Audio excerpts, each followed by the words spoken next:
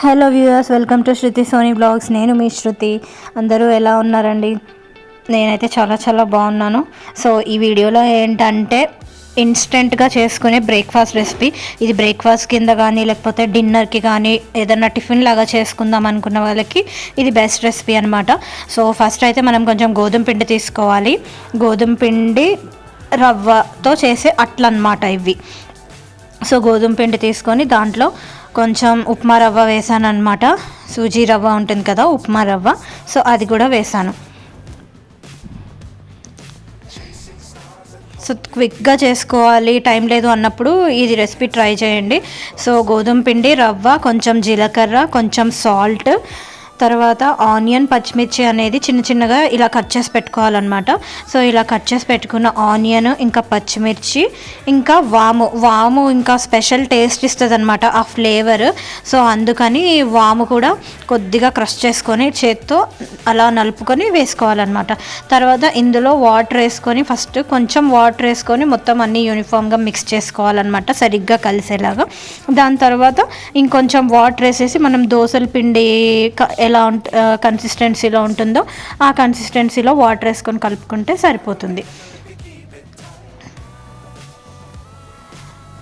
So నార్మల్గా evenings మేము tiffins చేయడానికే ప్రిఫర్ చేస్తామన్నమాట. సో కానీ ఎవ్రీ టైం దోశ, ఇడ్లీ, చపాతీ అంటే రొటీన్ కదా. సో అలా కాకుండా ఏదన్నా కొంచెం డిఫరెంట్గా ట్రై చేద్దామని ఇలా అయితే చేశాను అనమాట. సో గోధుమ పిండి, ఉప్మా రవ్వ, ఇంకా ఈ ఐటమ్స్ అన్నీ వేసుకొని, సో కావలిస్తే మనం ఇందులో బియ్యపిండి, కొద్దిగా శనగపిండి కూడా వేసుకోవచ్చు. కానీ మళ్ళీ శనగపిండి గ్యాస్ ఎందుకులే నైట్ టైం అని చెప్పేసి ఇలా గోధుమ పిండితో ట్రై చేశాను అనమాట. బియ్యపిండి వేసుకుంటే కూడా చాలా క్రిస్పీగా చాలా బాగా వస్తాయండి. ఒకసారి నేను బియ్యపిండితో కూడా ట్రై చేశాను. సో ఇలా మొత్తం కలిపేసుకోవాలి. సో ఇష్టం ఉన్న వాళ్ళు పెరుగు కూడా యాడ్ చేసుకోవచ్చు.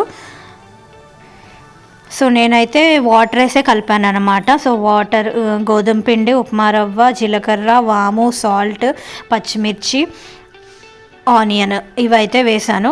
సో దీంట్లోకి మళ్ళీ మనం క్యారెట్ తురుము, ఇలా కరివేపాకు, కొత్తిమీర ఇవన్నీ కూడా యాడ్ చేసుకోవచ్చు.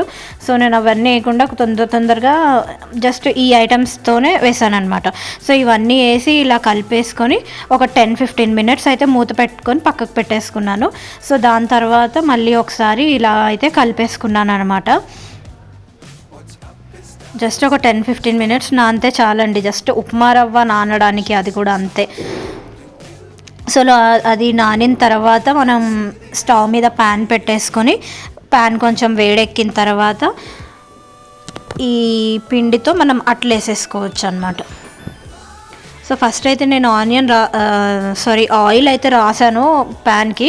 అవసరం లేదండి, అంటే కొంచెం ఇది అంటుకుంటుందేమో, అంటే గోధుమ పిండి ప్లస్ ఉప్మా రవ్వ కదా, కొంచెం అంటుకుంటుందేమో అని చెప్పేసి ఫస్ట్ దానికి మాత్రం కొంచెం ఆయిల్ అయితే రాసాను అనమాట నేను.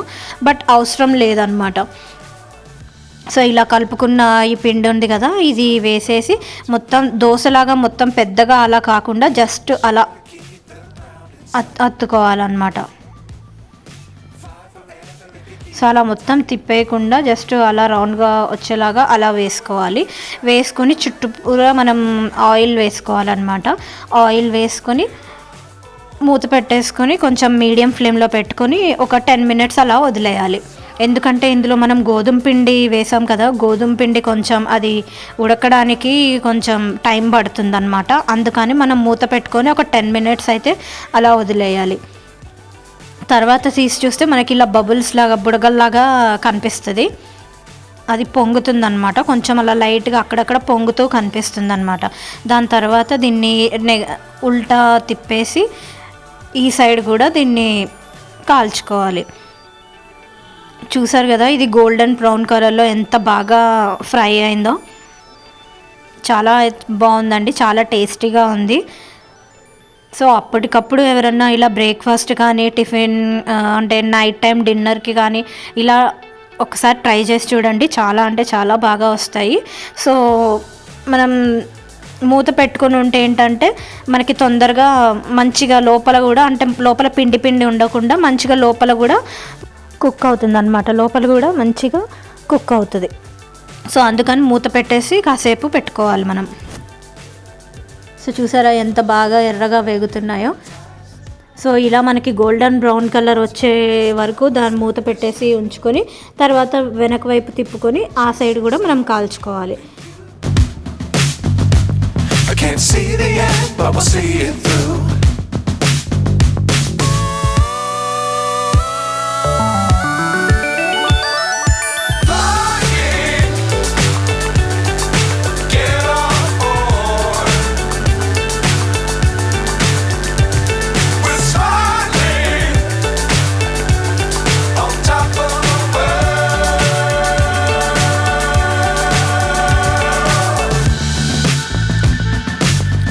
Times don't fly too high.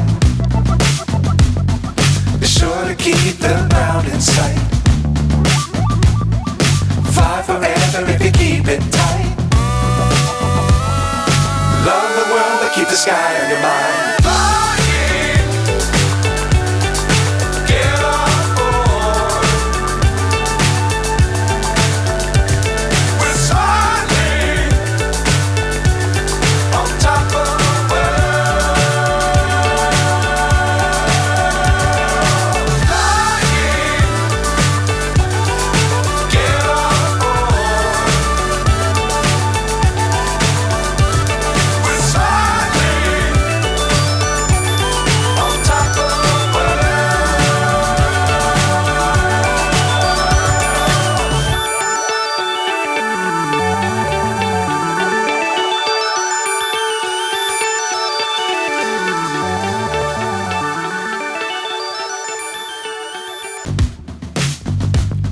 Can't see the end, but we'll see it through.